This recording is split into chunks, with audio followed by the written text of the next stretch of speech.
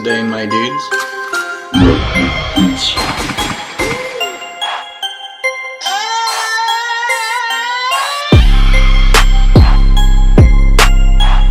If you're curious on how to remove this cruise control, one is going to be changing your serpentine belt. Second one here is going to be changing your alternator. Hey, that's pretty good.